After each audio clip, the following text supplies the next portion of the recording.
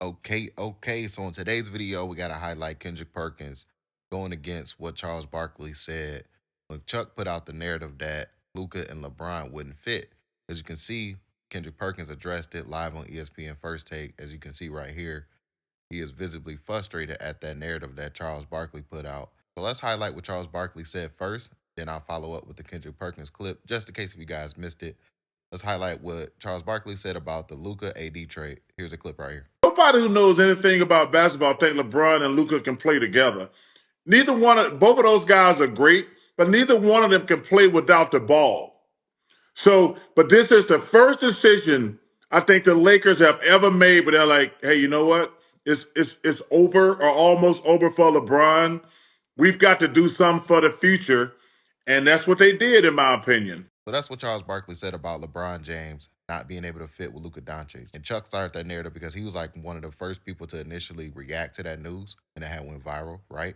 So Kendrick Perkins addressed it live on ESPN First Take. Let's highlight what Kendrick Perkins said, then I'll follow up with some more commentary, guys. Here's a clip right here. What was your reaction to what he had to say about Luka and LeBron playing together and kind of how he'll essentially mentor him in terms of taking care of his body?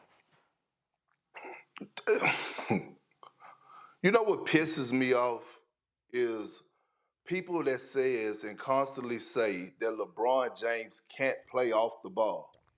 Newsflash, LeBron James actually wants to play off the ball. Matter of fact, he's been better playing off the ball. He just have to play the point guard on this team.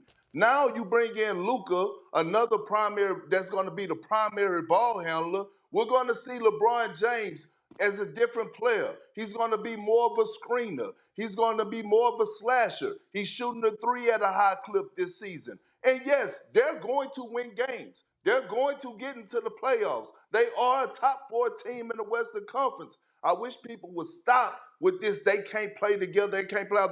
Rondo and LeBron James made it work. What makes you think that Luka and LeBron is not going to make it work? And here's another thing. If Luka was giving people 38 and 9 and he was out of shape, imagine what he's going to do to the rest of the league once he gets under LeBron James' wing. I think, listen, with this team, it's always about championships when you're talking about the Los Angeles Lakers, right? One of the most historical franchises in sports. At the end of the day, they need to add some pieces, but right now, currently constructed, they're a top 4 team in the Western Conference. So that's what Perk had to say, sounding off on Charles Barkley narrative that LeBron and Luka wouldn't fit. And we got to keep in mind, they said that same narrative about Kyrie and Luka, and as we can see, that had worked out perfectly fine. But we also got to keep in mind, LeBron James won a chip with Kyrie in 2016, and also they had a winning record in the Eastern Conference around that time. So, it's not like LeBron James and Kyrie were struggling together, right? You also got to keep that in mind when you think about LeBron James playing alongside another ball-dominant player. So I have to agree with Kendrick Perkins when he says that it's definitely going to work out, right? And we also got some more breaking news that I want to cover in today's video, guys. So if you stuck around this long already, hit that like button. Let's cover this Kyle Kuzma trade news, man. So we got some breaking news from Shams, ESPN. He had just revealed that the Milwaukee Bucks just traded Khris Middleton for Kyle Kuzma. Now that the trade is done and he's going to the Milwaukee Bucks, does that make the Milwaukee Bucks better?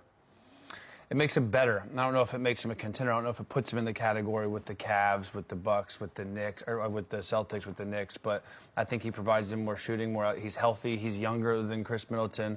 AJ Johnson, he's a stud. He hasn't got a lot of opportunity, but he's kind of one of these young guys that I think they're going to miss eventually. But I do think it's somewhat of a lateral move. But Khris Middleton, I feel like his best basketballer behind him, and I do think Kyle Kuzma can kind of fill that hole.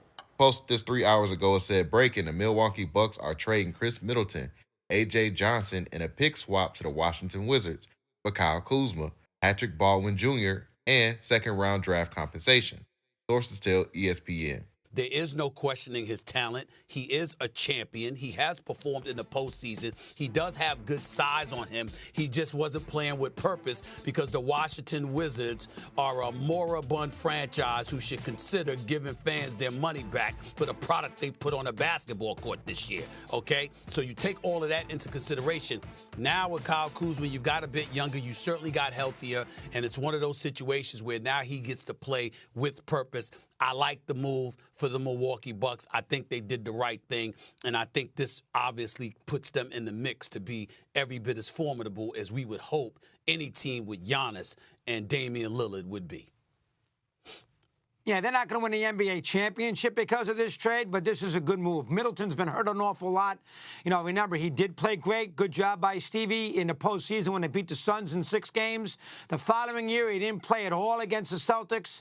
He came back to play some against Indiana last year, but the whole team was banged up. They have obviously Lillard sitting there. This will make Giannis happy. I mean, you got to pacify him.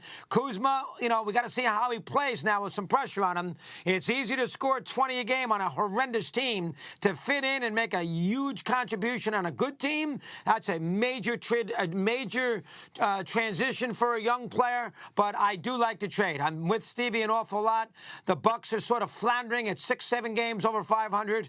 They should get out of a round. I don't know if they're going to win a second round against Cleveland, but this is a good move here by the Bucks. No issues whatsoever, and I feel bad for Middleton. To go to Washington is tricky. Maybe he'll go somewhere else now.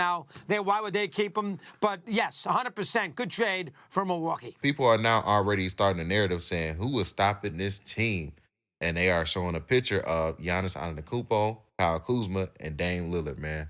So how do y'all feel about that lineup? And how do y'all feel about Khris Middleton getting shipped to Washington? Also, get in the comment section down below. How do you feel about the narrative that Luka and LeBron can't play together, man? So y'all get in the comment section down below. I would love to hear your thoughts about today's video. Hit that like button if you made this far in the video. Don't forget to hit that subscribe button on your way out. Catch you guys on the next one, and we out, guys. Peace.